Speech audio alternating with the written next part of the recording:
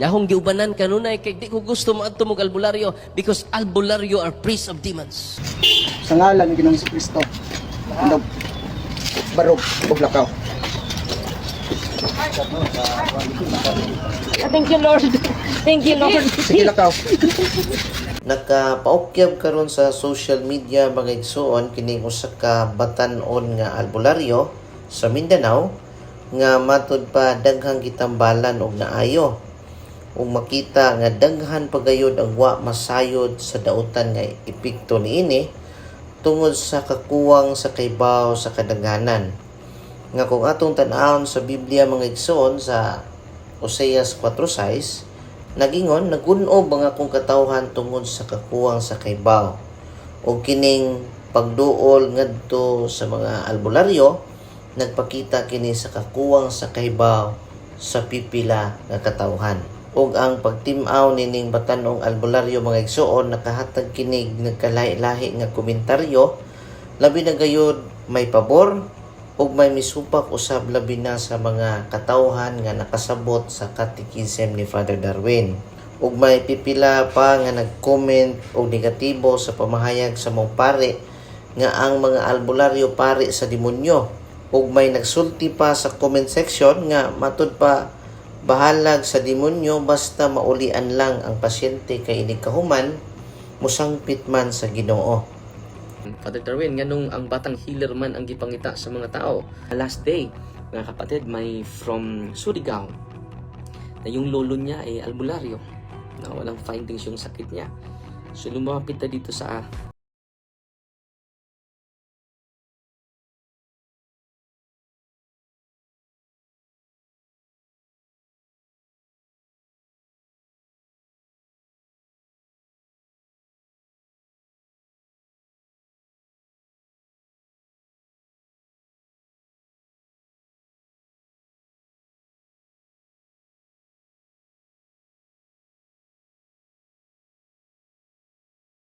yan sa Luke chapter 9 verse 50, ito yung gagamitin nila. But Jesus said to him, do not stop him, for the one who is not against you is for you. So, anong sabi ni Kristo? Do not stop him. So, walang makapagbawal, di ba? Walang makapag-stop. Pero, may kadugtong pa eh. For the one who is not against you is for you. At yung mga amulet, it is against you. Yung amulets, it is against us. So, kailangan i-catechize natin yung mga tao dahil may spiritual danger po. Tulad ng lumapit sa atin, si Ate Gemma, i-interviewin natin yun. Alam nyo, yung mga ninuno niya ay mga albularyo. Siya ngayon ang nagdusa sa sakit na walang findings sa doktor. Nag-enjoy yung kanyang mga lolo sa kapangyarihan na extraordinary. So, ano yung kapangyarihan na nasa lolo niya, nasa uncle niya? Extraordinary. Pero kung alam lang ng mga tao itong katotohanan na ito, they will go to the sacraments. Because the power of the sacraments is not extraordinary. It is greater than extraordinary. It is the supernatural grace of God. Doon sa ministry, ito yung order natin.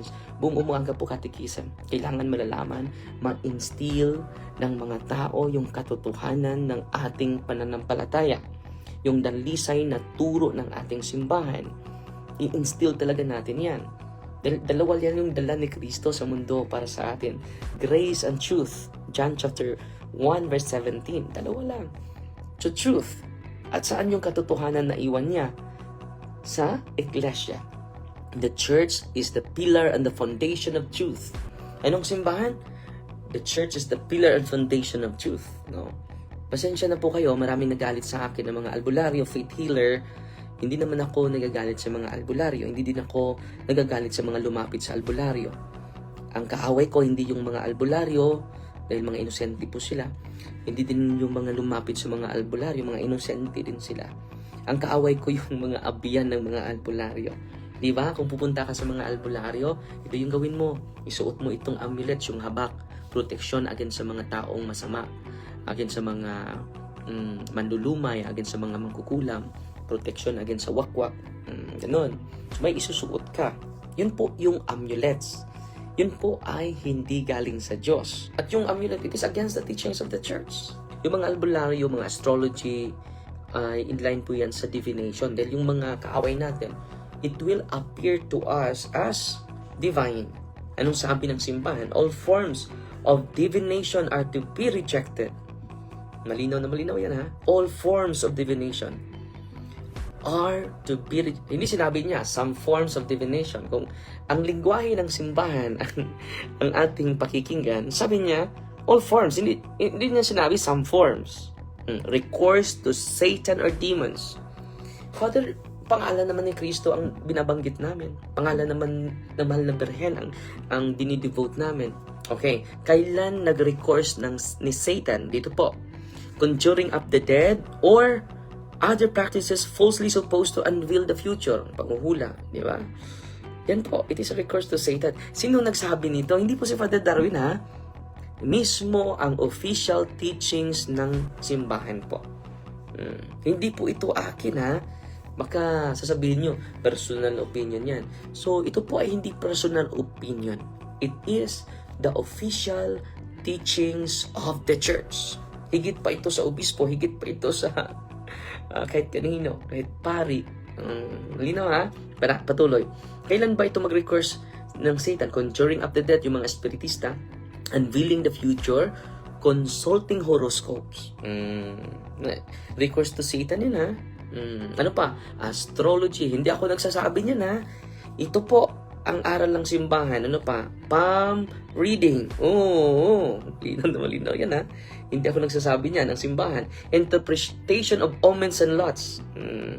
So ito, pang lucky, ano mo ito? Buenas mo itong taon na ito. Kung meron ka nitong daga,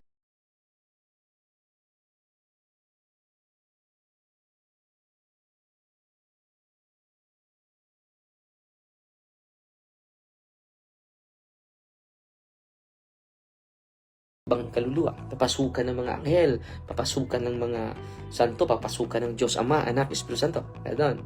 It is divination. It is a recourse to Satan, mga kapatid. Pasensya na po kayo, ha. Grabe itong sinasabi ng simbahan, eh. All conceal a desire for power over time. So extraordinary yung power nila. History. And in the last analysis, are human beings. As well as a wish to conciliate hidden powers. Itong lahat na ito, ninarit niya, they contradict the honor, respect, and loving fear that we owe to God alone. Malinaw na malinaw, ha? Anong sabi ng simbahan? Rejected. Kailangan i-reject ito. They contradict the honor and respect and loving fear that we owe to God alone. Malinaw na malinaw yan. So makita natin, any attempt to know a knowledge for the future outside the trusting God's providence is contrary to Christian faith. Horoscopes, fortune telling, calling on spirits, they are recourse to Satan, mga kapatid. So yan po, at pasensya na po kayo. At anong masasabi ko sa mga lumapit? Well, it is your free will. It is your freedom. Hindi po ako mag-stop sa inyo because it is your decision.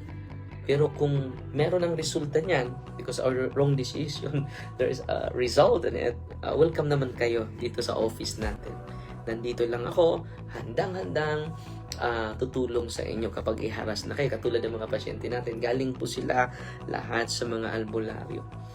At kapag high rank, may kapangyarihan talaga. Pero every time you are healed by the occult, ano pa itong recourse to Satan? Ang ganda ng CCC 21:17. Kadugtong lang po ito, ha. On magic and sorcery, on practices, ito, ha, all practices of magic and sorcery by which one attempts to tame occult powers so as to place them at one's service and have a supernatural power over others.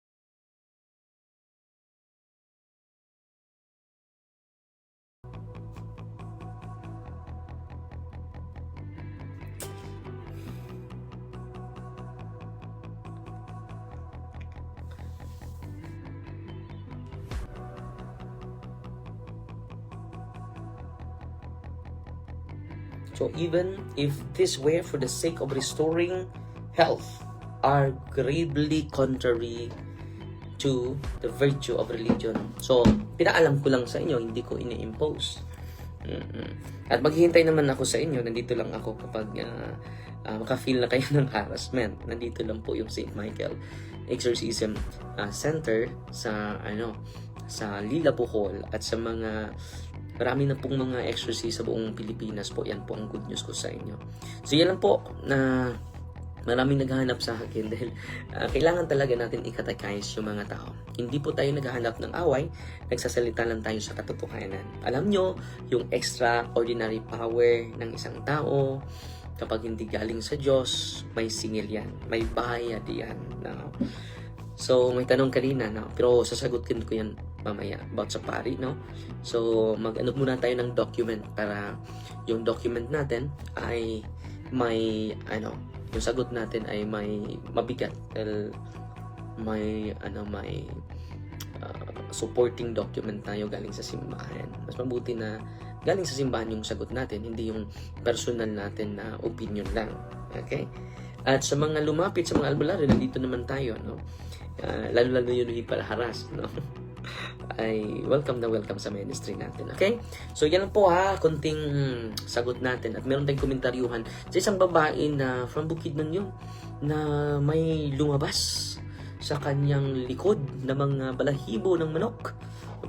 Sinabi nila na daw, parang may nahawaan daw ng wakwak or ungo or mga ibang elemento. Sasagutin natin yan kung totoo ba na may gandong pangyayari din. Pero hindi natin alam kung totoo ba na hinaharas siya. Makikita lang natin at ma-diagnose lang natin, malalaman na natin kung siya ay may ang tawag nito, may diagnostic prayer. Makikita lang natin dahil yung mga demonyo na nag-react sa katawan ng mga pasyente natin, makikita natin spiritually harass talaga itong batang ito dahil naharas sila sa kaaway natin. So, malalaman na natin na spiritually afflicted itong taong ito. Una, kung may improvement after receiving the sacrament, after receiving the catechism, after receiving the sacramentals. Okay? Kung wala, kailangan ng doktor. So, yan po, no? Si Ate Marife Dala po, nagtanaw sa ato. Si Dumin Rancher, Ruyo Rivas, watching po from Sibuyan Island. Salamat kaayo. He is a good supporter of the Roman because he proceeded to utter a false Christ and false mother of the Christ, the false apostle whom Emmanuel said, above this rock I will build. Okay. Father, nakaduol na educate sa na mo dili na mi makaadto dira unsa among buhaton, no? Increase your increase your knowledge talaga. Minsan ay nagmamadali tayo eh. Alam nyo yung sakit natin kapag hindi pagalingin ng Panginoon, ito yung disposition natin. Your will be done, not ours be done. Okay? Welcome naman kayo. At sana po yung pananampalataya natin, ang palalamin natin